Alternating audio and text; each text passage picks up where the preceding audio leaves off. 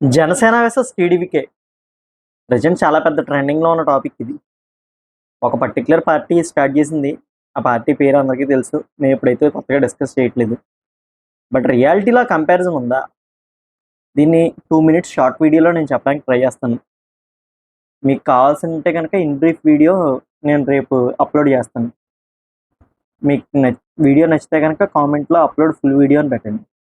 First of all Janasena నెగ్గిన పొజిషన్కి TVK నెగ్గిన పొజిషన్కి అసలు ఎటువంటి సంబంధం లేదు. ఇక్కడ 2 పాయింట్స్ మనం అర్థం చేసుకోవాలి. ఒకటి, ఆంధ్ర రాజకీయాలు వెరీ డిఫరెంట్ ఫ్రమ్ తమిళనాడు రాజకీయాలు. అండ్ టీవీకే పెట్టిన టైము, జనసేన పెట్టిన టైము, ఈ 2 టైమ్స్లో కూడా చాలా డిఫరెన్స్ ఉంది. చాలా ఇమ్మెచ్యూరిటీ లెవెల్స్ ఉన్నాయి ఈ కంపారిజన్ చేసేవాళ్ళలో. ఫస్ట్ ఆఫ్ ఆల్ టీవీకే నెగ్గడానికి ఉన్న మెయిన్ రీజన్ స్టాలిన్ మీద కొంత అవినీతి కేసెస్ బోల్డెన్ దారుణంగా ఉన్నాయి. ప్లస్ తమిళనాడులో మర్డర్స్ అనేవి చాలా దారుణంగా జరిగాయి. ఈ విషయాన్ని చాలామంది మీడియా ప్రస్తావించకపోవచ్చు, కానీ ఇది యాక్చువల్ నిజం. దీనివల్ల చాలా నెగిటివిటీ స్టాలిన్ మీద వచ్చింది.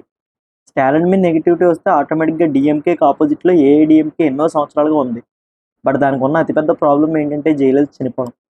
ఎప్పుడైతే జయలలిత చనిపోయిందో దాని క్యాడర్ని లీడ్ చేయగలిగే ఒక్క నాయకుడు లేడు.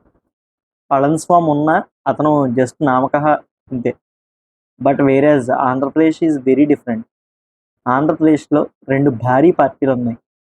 ఒక భారీ పార్టీకి అధినేత జగన్మోహన్ రెడ్డి, ఇంకో భారీ పార్టీకి అధినేత చంద్రబాబు నాయుడు. ఇద్దరు మాస్ లీడర్స్. వేరేజ్ టీవీకేకి ఉన్న అడ్వాంటేజ్ ఏంటంటే అటుపక్క స్టాలిన్ కానీ ఇటుపక్క పళనిస్వామి కానీ మాస్ లీడర్స్ కాదు. అండ్ వాళ్ళు క్యాడర్ని యాక్టివ్ చేయలేదు. సో అక్కడ అతిపెద్ద పార్టీ కింద అవతరించడానికి ఛాన్స్ టీవీకేకి దొరికింది. బట్ జనసేన అతిపెద్ద పార్టీగా అవతరించడానికి ఛాన్స్ ఇక్కడ చాలా తక్కువ ఉంది. దీనికి సంబంధించి మొత్తం వీడియో రేపు అప్లోడ్ చేస్తాను. Thank you.